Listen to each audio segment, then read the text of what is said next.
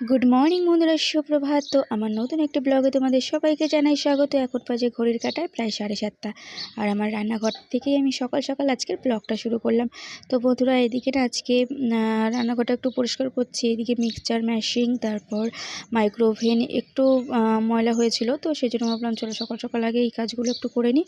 তো রান্নাঘরটা গুছানোর পর তারপর রান্না বসাবো। তো আরও অনেক কাজ বাকি। তো সকালবেলা ঘুম থেকে উঠে আগে ঘরটা ঝাড় দিয়ে বাসে উঠানটা ঝাড় দিয়ে নিয়ে তারপরে এসেছি রান্নাঘর পরিষ্কার করতে। আর এদিকে দেখো রাতে কিছু বাসন ছিল, তো সেই বাসনগুলো গুছানো হয়নি, তো এখন সকালবেলার দিকটাতে গুছিয়ে নেব। তো বন্ধুরা, অনেক দিন হলো না সেরকম কোথাও ঘুরতে যাওয়া হয়নি, যেহেতু এতদিন ছেলের পরীক্ষা ছিল, তো সেই জন্য ঘর থেকে বেরানো হয়নি। তো যাওয়ার মধ্যে একটু রেস্টুরেন্ট খাওয়া দাওয়া, ব্যাস এই পর্যন্ত। আর আমরা প্রত্যেক বছর ছেলের এক্সামের পরে কোথাও না কোথাও একটু ঘুরতে যাই।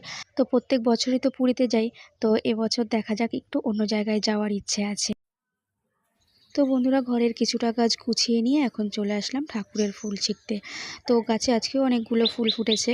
আর এদিকে দেখো আমার ছেলে টবটা একদম মাঝখানের দিকে রেখে দিয়েছে, তো এটা এখন সরিয়ে তারপর ফুলগুলো তুলবো।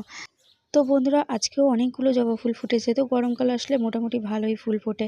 আর আমাদের বাড়ি মোটামুটি 4 থেকে 5 রকমের জবা ফুল গাছ আছে।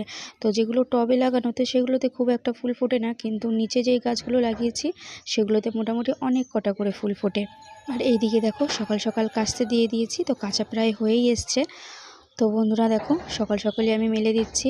আর ছেলে স্কুল ড্রেসটা পরে রং খেলেছিল, রং বলতে আবির খেলেছিল, তো সেই জন্যই একটু ঝেড়ে কাচাতে উঠে গেছে পুরোটা। তো বন্ধুরা দেখো, আজকে কি সবজি কেটেছি। এখানে পটল আলু কেটেছি মাছের ঝোলের জন্য, আর ছোট ছোট করে আলু কেটেছি। তো ভেন্ডি দিয়ে ভাজা করব। তো ভেন্ডি আলু ভাজা করব। আর তার সাথে এখানে দেখো ফ্রিজ থেকে মাছ বের করেছি, তো আগের দিনের মাছ ছিল কিছু। আর এখানে বেগুন ভাজা করব, তো সেই জন্য দেখো বেগুন কেটে নিয়েছি। তো বন্ধুরা দেখো, এখানে নিজের জন্য 1 গ্লাস জুস করে নিয়েছি। তো এটা হলো বিট, গাজর আর কাঁচা হলুদ, আর তার সাথে দিয়েছি একটু আমলকি। তো বন্ধুরা, এই জুসটা আমি সপ্তাহে 3 থেকে 4 দিনের মতন খাই। তো তোমরা আমার ভিডিওতে আগেও অনেকে দেখেছো। তো বন্ধুরা, আজকে আর সকালের দিকটাতে আমার ঠাকুরের বাসনগুলো মাজা হয়নি।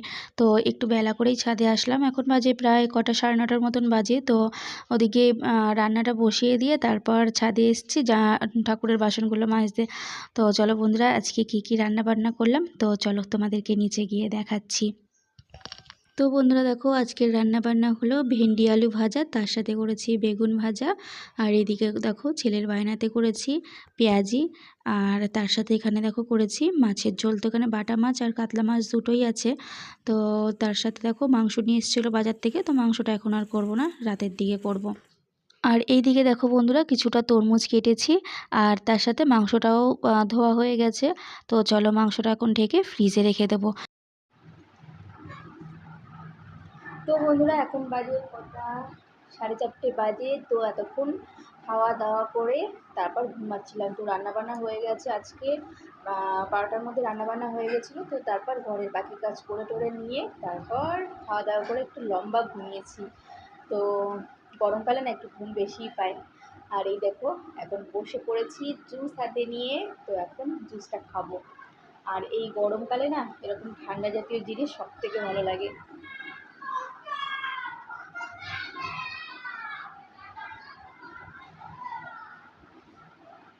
অনেক টক।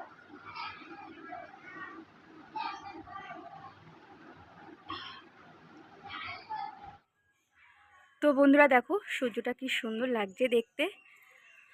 তো এদিকে দেখো বিকেল হয়ে গেছে, আর এখন হলো আমার জল দেওয়ার টাইম। তো প্রত্যেক দিন বিকেলবেলা এটাও যেন একটা চাকরি। তো টাইম মতন এসে গাছে জল দিতে হয়। তো বন্ধুরা, এদিকে বালতিটা ভরুক, আর চলো তোমাদেরকে দেখাই আমাদের গাছের সবেদা। এই দেখো বন্ধুরা, গাছে অনেক কটা সবেদা হয়েছে।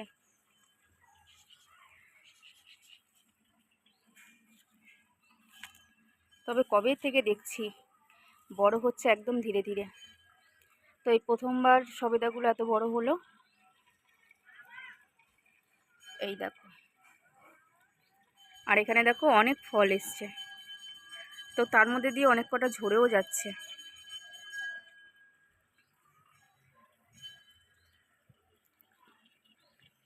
তো কালকে একটা ফুল ফুটবেই, দেখো একটা কড়ি এসছে জবা গাছে।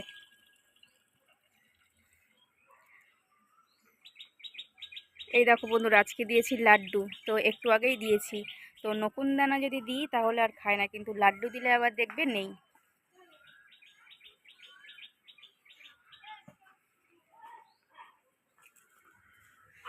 আর এই গাছটাতে দেখো একটা তো ফুটেছিল, তো এটা এখন শুকিয়ে যাচ্ছে, আর এইদিকে আর একটা ফুটছে। তো চলো বন্ধুরা, গাছগুলোতে এখন জল দিই। তো এইদিকে পদ্ম গাছটা দেখো বন্ধুরা, আমার গামলাটা যতটা সম্ভব কোথাও থেকে ফেটে গেছে, তো সেই জন্য দেখো জলই থাকছে না, যখনই জল দিই জল সব পড়ে যাচ্ছে।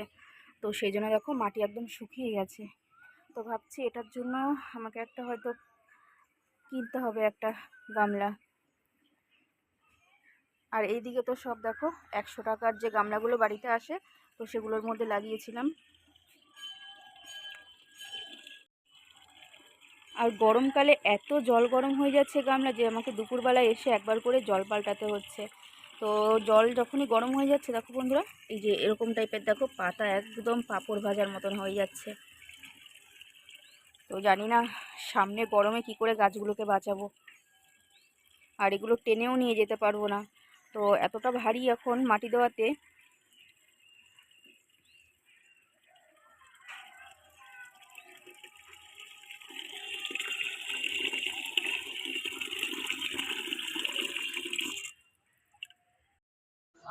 তো বন্ধুরা, এদিকে দেখো মাংসের জন্য আমি মশলাপাতি রেডি করে নিয়েছি, আর এদিকে মাংসটা আমি টক দই আর লবণ হলুদ দিয়ে মাখিয়ে নিয়েছি।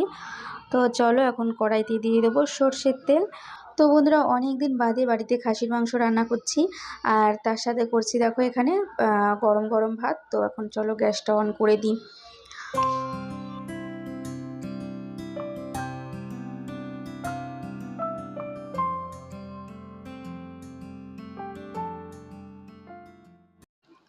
তো বন্ধুরা দেখো, এদিকে প্রেসারে আমি মাংসটা বসিয়ে দিয়েছি, তো কয়েকটা সিটি দিয়ে তারপর নামিয়ে নেব। তো বন্ধুরা, এইদিকে দেখো খাসির মাংস আমার রেডি হয়ে গেছে। তো কেমন হয়েছে অবশ্যই কিন্তু তোমরা কমেন্ট করে জানিও। তো চলো বন্ধুরা, আজকের মতন আমার ভিডিওটা এখানেই এন্ড করছি। দেখা হচ্ছে পরের আবার একটা ব্লগ ভিডিওতে তোমাদের সাথে।